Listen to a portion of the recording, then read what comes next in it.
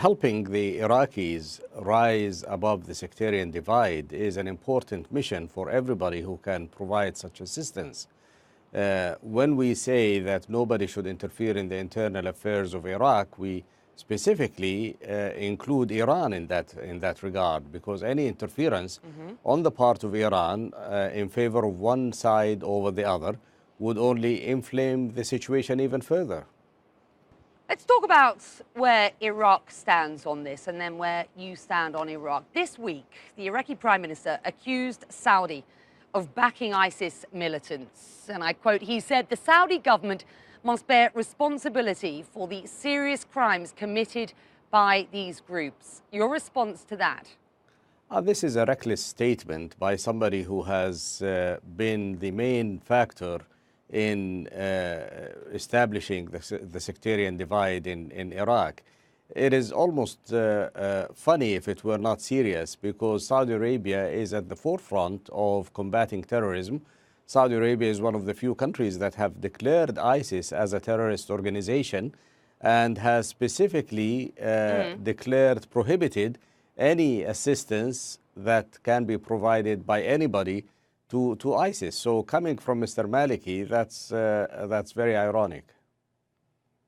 With respect, it is no secret, though, that Riyadh has been a backer of Syria's rebels, some of whom may have joined ISIS or ISIL, as some know it. How concerned are you that Riyadh, even by default, is supporting these militia uprising, as it were?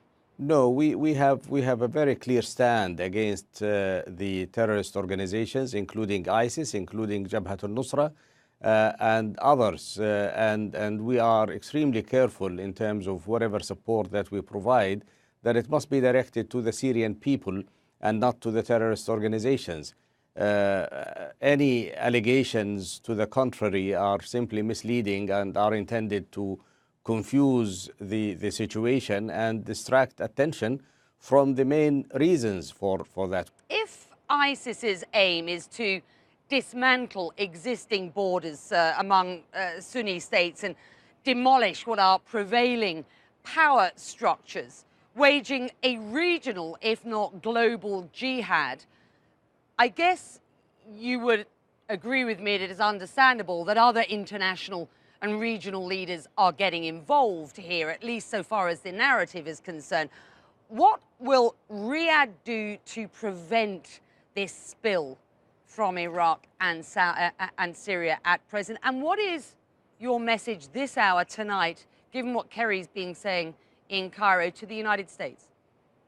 Well, to start with, I think that the ISIS threat has been overrated by virtue of the fact that this threat would not have been as forceful as it is without the sense of deprivation, without the sense of disenfranchisement that the Sunni population in Iraq has been feeling.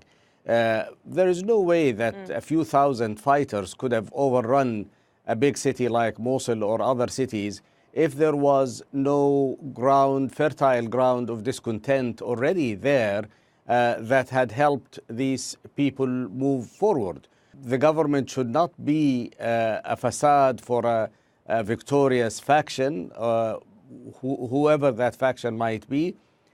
We should not be in a situation in which we see the Prime Minister of Iraq demonstrate his loyalty to his sect above his loyalty to his nation.